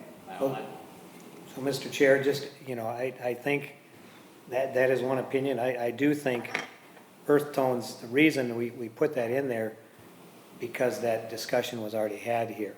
And we've had council members that are looking at what was purported to be earth tones that probably isn't common consensus of earth tones. It's a muted color, but it's also, you're adding a completely different color scheme in. So I think the earth tones, one of the things that gets you prevents you from being dated, because those things stay consistent. Your accent colors can be upgraded easily and to modernize your overall appearance. But I think what happens is, as we've all seen with appliances that are currently fashionable, don't always stay that way. We see them at the recycling center all the time. So you want to have your base, preferably, again, offering one opinion here, the earth tones, because that is something that is less likely to be transitory, where if there are other changes, it's easier to do that with the accent and the highlight pieces, or when different companies come in, they can do that with the accent and the signage pieces. But I think if you have the common earth tones to go with the muted, I think that stabilizes that, because otherwise you do enter a lot of different color schemes into what can be muted, but it does also give you a wider range of the types of structures you'd have in your parks, your commercial and industrial parks. Mr. Chair, Yes, Commissioner. I agree to disagree too.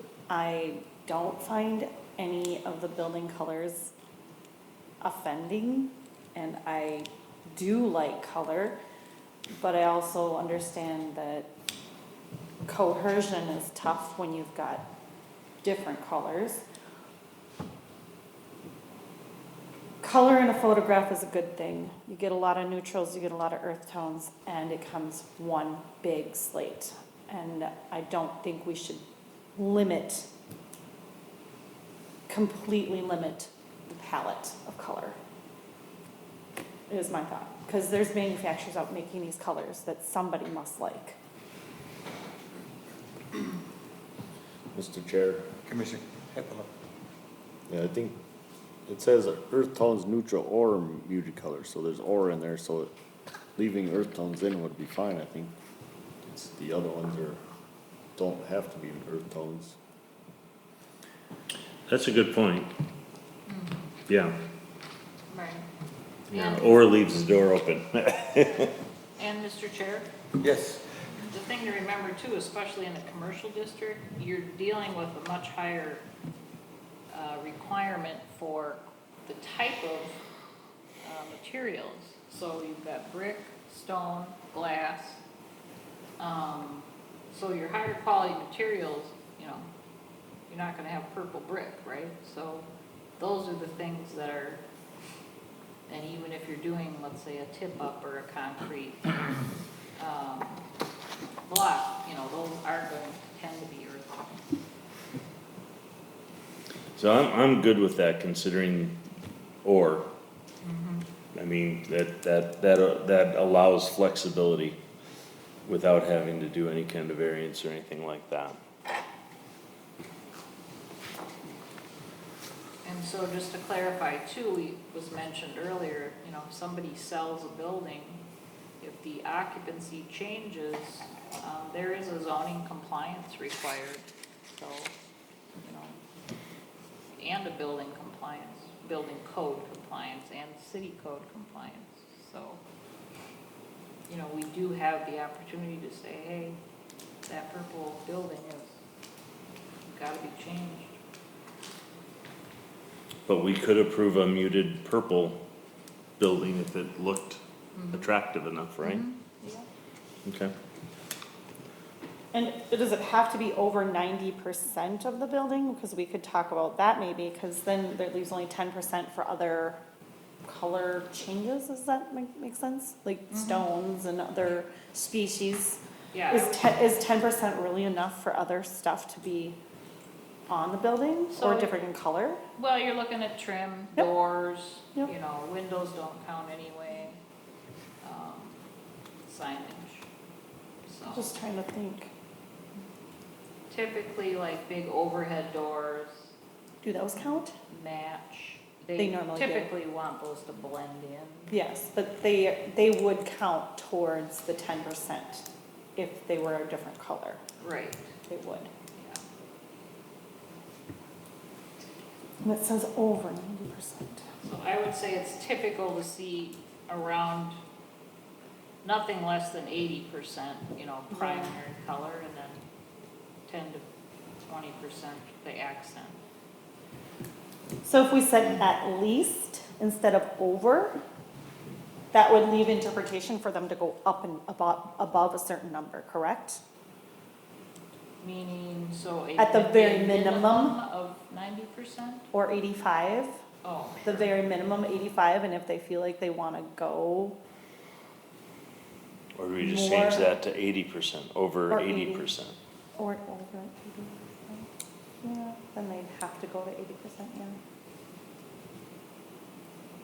I think at least is just giving them an actual point where they have to meet I think that sounds like a better way of asking for it too. So they could always make it Or, all More. one neutral color, Mhm. right? Yeah. Yeah, but to have an accent, then that's when it starts to, when should we change that to 80 then? a minimum Well, of 8. if you're gonna do that, you should see what that is. I mean, you're kind of Yeah. pulling things, we're trying to set a standard here. Yeah. And you're pulling things out without knowing what the difference is between an 80 and a 90. That's why I say, I think bringing some pictures next time would Okay. really help to see roof lines, to see colors, to see different styles.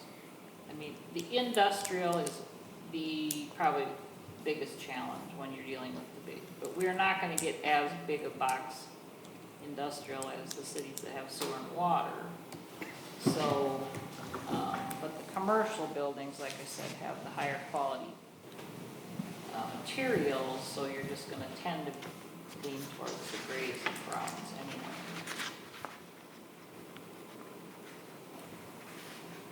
And so where did the 90% come from? So I'm just going off of ordinances. In the metropolitan area, if people limit colors, that's kind of Okay. the 80 to 90% range for cities. So then that would bounce on to number 3 with it being the 10% number 2. Yes, exactly. Okay. And I agree that number 2 with reflective material, there's a lot that we learned off of the US Bank Stadium. It has a lot of reflective material on it, and it's very, very hard to see when you drive next to it sometimes. Okay. Yeah. I have a good story on that one. Mr. Chair. What is, go ahead. Commissioner. Yeah, I agree that there probably should be some number different than 90%. And, it'd be nice to see pictures of what 90%, 80%, 85% looks like. And maybe the building style it would vary what looks good. Right. So it might be not a good idea to put a hard number on that for all building styles. Or have it flexible enough to cover all the building styles that are acceptable. Okay, yeah, bring some pictures. What is the feeling about white then? Stark white? Is that a no? I believe it should be offered and available. It's a neutral tone myself, but If it's not reflective. So maybe you can define stark white, as Commissioner Carlson said, that they're, you know, what is off-white, what is stark white, what is, but it can't be reflective, so, I mean, I guess it's all in material at that point if it's reflective, right? Well, and it's gotta be muted. And maybe if it's not shiny. Yeah, That is maybe. true, the muted part. I mean, it might Yeah. have all to do on the material as far as the color goes. Yeah, if you think about, I'm thinking more of like a Sheet metal versus sheet metal. a building, brick yeah. wall. Yeah. Because a painted white is never as glaring as a. Exactly. I think I that's guess based on painted material. wood versus painted. so I guess the definition of stark is what's critical. Define it, right. And Cheap You've metal seen would the be colors. grade D. anyone walked into a Sherwin-Williams lately, you see all the colors that are available? For what? The colors that you can High paint? paint? No, There's just, like 100 if you 100 go shades into of a white. paint store and you right. look at all the paint colors, how are you gonna define white? Yikes. Maybe Much of your paint is imported now from Puerto Rico. It was coming from China. There is a difference. It's just what you'll end up with, because you could use the same part number and the same manufacturer, but it won't be the same. So, kind of playing a little guessing game there. Dealing with quite a bit of that lately, and it's a real interesting game. Especially if you've got a lot of equipment out in the field and you want to match it up. It doesn't match, so. Quick question, under number 3 of this section, it doesn't mention anything about, like, the material other, I mean, it mentions trims and shutters, but it doesn't say anything about like stone or like brick in that way. Is that all in the same, is that all included in this? Well, the material requirements are separate from colors. Okay. So you So- could always have trim that's brick or trim that's wood. Oh, okay, I you see know what you're saying, got it, okay. I was missing what you're bringing, okay.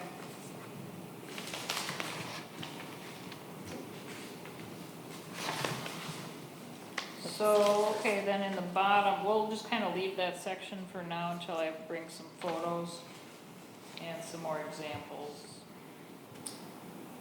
And so then, bottom of page 4, exceptions.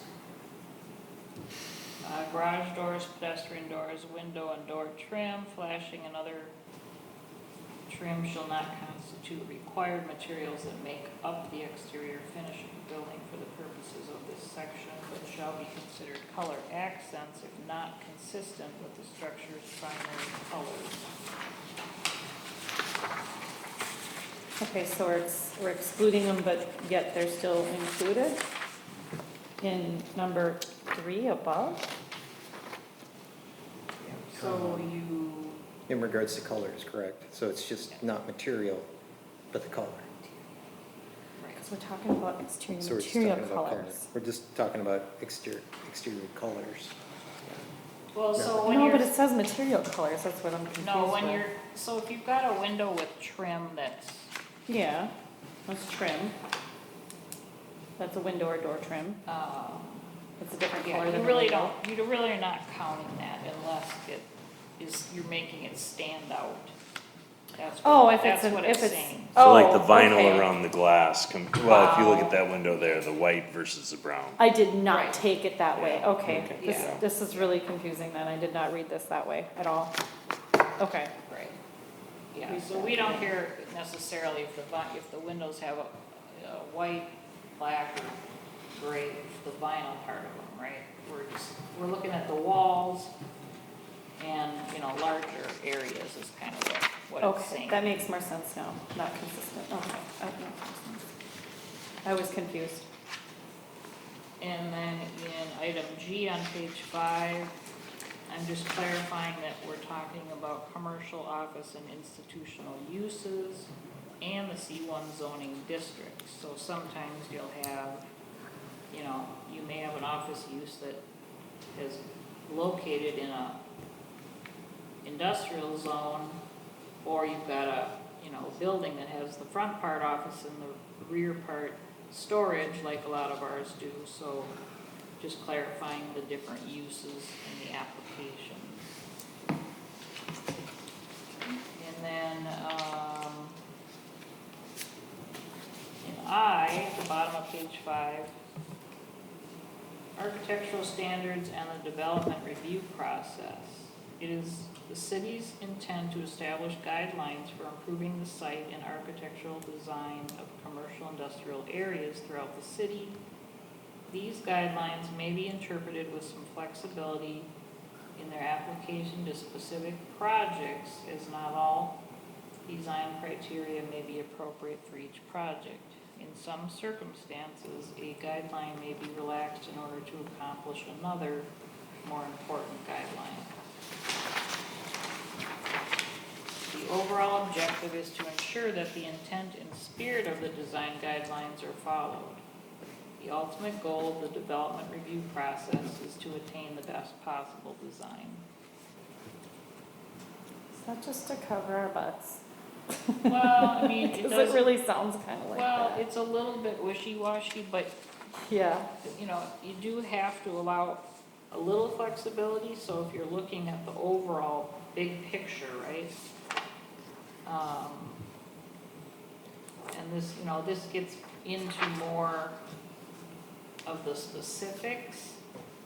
So you'll just have to kind of see as we go along, get a feel for what I've got here, and then just say you either do or you don't like it, That to prevent variance requests. Well, right, and, it is harder to, establish. It's more of a, well, a guideline, right, versus an exact number, right, like so, you know, maybe we used to have an architectural review committee. So, you know, maybe we start requiring all commercial industrial buildings to come through city council or come through planning and zoning to be reviewed. If they don't, currently, if they don't have a special use permit or variance request tied to it, they don't have to come through, the city council. Well, at one point, we did have an architectural review committee, which we still have. We just haven't been meeting when buildings come up. Well, it's But that- basically the city council. Right.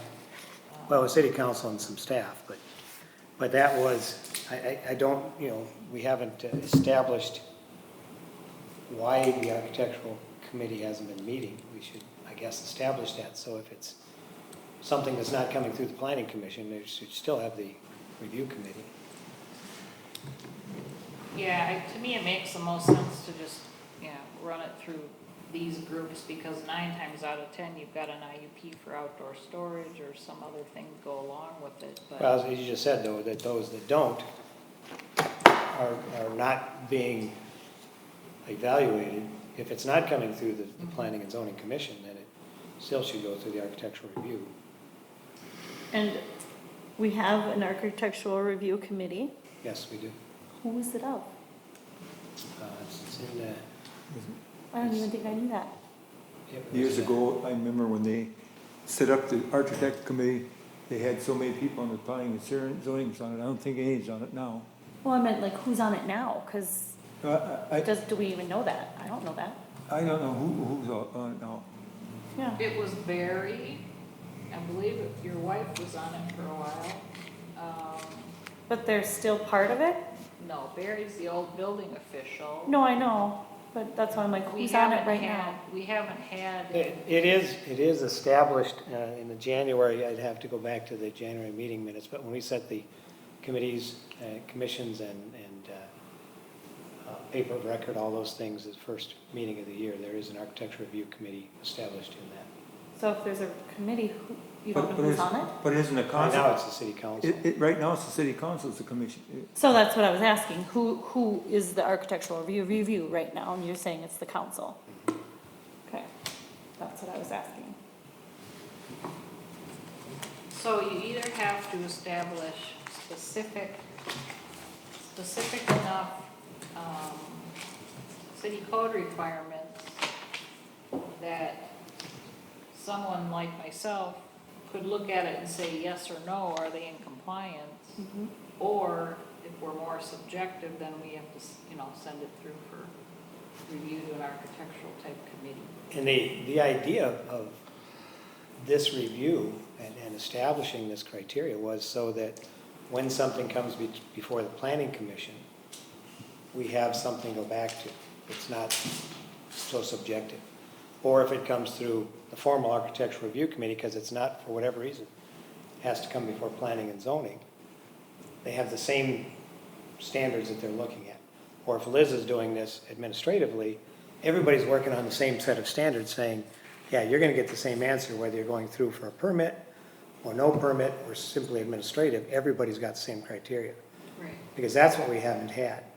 Because like I said, we haven't had an architectural review committee since Barry's days. And Barry hasn't been here in a decade. So it's the type of thing that before we start seeing a lot more building going on, to establish what that criteria is. And it really started out for the commercial district. What does Main Street look like as we grow? And to Liz's point, if you're going to do that on Main Street, what about the things that are just off Main Street in the commercial area or in the industrial areas? It doesn't make sense to address them both now, since you're going through this as a committee, commission, rather than do one and then do the other later. So that's why they got lumped together. But it was primarily, what does Main Street look like? And if it's coming through with a permit, you've got one group evaluating it. If it's coming through without a permit, you've got another group evaluating it. Or if it's simply coming through administratively, you've got a third person doing that. Let's get everybody on the same page. So that was really the goal of this moratorium, to get this established, so everybody's using the same criteria. And it started out with, because somebody comes in, you see the school down the road. They put the loading docks facing the street and the front of the building facing The residential area. Mhm. Is that what we want on Main Street? Do we want the loading docks on Main Street and the residential facing the building to the side? So that was part of the discussion. What do we want? Where do we want loading docks, trash bins, those types of things? Should trash be out front or out back? But anyway, I will say, so we're getting into the point here where we have 2 pages of blue, and we're 10 after 9. Does the commission want to keep going, or do they want to look at this, make their notes, and table the rest of the next meeting? Well, we gotta do some more, and she's gotta bring some pictures here for us to look at, so, Yeah, I would recommend we wait too and just look at the photos and then, yeah, maybe read through these sections again and. look through these sections a little bit more and be, Yeah, so people could take a look at that and make their notes on it, and maybe if you have something, like this, where you want to see some pictures or some examples of that, if you send that in to the office, through Frank, and he can get it out to Liz, and say, here's some other things, if you're bringing examples, here's some other things would be good to have examples of as you read through the next sections. Because that way we can have some of that robust discussion there, because we've looked at it, made the notes, and looked at examples. If you drive by, some commercial or industrial buildings and you think they're attractive, take a snapshot. Or if you think, gee, I'd never want to have that in my city, take a snapshot of that too. I still take a look at, think about the tiny home house building over here, it looks terrible. I don't know. I think it was fine. I don't know how, well, when you look at the other buildings in the city here, it's different, I'll have to admit, it's different, and I know one of our former commissioners said he looks out his door and looks at it all the time, and he says he doesn't like it either. Well, but remember, Mr. Chair, when that was reviewed, under our current ordinance, that was not prohibited, so. And that was a design and a color that he liked, and to him, it's attractive. Okay. Well, let's sort of table this and look at it another time and just finish looking at this, because if we have to go through this, we'll be here until midnight to finish going through it. And like the mayor and Liz pointed out, if we have any comments, send them in to Frank here so that we can all get to look at them. It's the only way we can communicate it through the office. Mr. Chair, then Liz, you had 3 other things to update us on? If the commission's done with this, you guys agreed. Yeah, she's got some items, upcoming things. Did I have an update on there? Sorry, I don't have an agenda in front of me. We do, Pass it on to her. You've got Country View Acres, septic system in Birchwood Lane, and Shermer 5-lot. yeah, Country View Acres is in an existing neighborhood. They're taking one large lot and just splitting it up. It has an existing house on it, so it'll be just 2 new lots, but it had to be platted. That'll be for sure coming through in April. And then, I'm waiting for an application for a variance on one of the lake lots on Birchwood Lane for a septic system. I haven't received it yet. At this point, the Shermer 5-lot plat will not be on the agenda. We've got the Toft project is on hold. Woodhaven, Final plat will be at the April city council meeting, so that's almost finished up. And I thought I had something else new that I'm not remembering right now. What's the street address on that Shermer? Shermer's up off of Twin Parkway there. Right, kind of where it meets Spa, isn't it? 200 Well, and you know, third. there's quite a piece of ground right there. Yeah, it abuts 203rd. Because remember, they were Goes gonna, 203rd all the way up to 205th, doesn't it? at one point, they were gonna put houses all over that, you know. Oh, no, he's not doing the whole thing. No, but I mean, Yes, years ago. I remember that. If you remember, he was going to Yes. include it with the sod farm across the road for his acreage. Right. And then they found out to build the gopher piles, it cost too much money for each house. Right. And if you get by Champlin, you'll see quite a few Shermer trucks around. Yeah, they're big in Champlin right now. Oh, yeah. Because I pulled through someplace the other day and I see two of them, they must have been having Somebody- a meeting in there. Somebody'd like to make a motion to adjourn, or adjourn I'll then. make the motion. Okay. Commissioner I'll Drake, second. you want second, all in favor, say aye. Aye. Hi. Okay, we're adjourned. We didn't get very far on that, did we? Well, you know, you make some progress sometimes, and sometimes you don't make so much. That's why we should. But you're cranked through some of those things. I did sign this one here. Did you, okay? Generate, I think you have Make sure we got the, okay, this one here.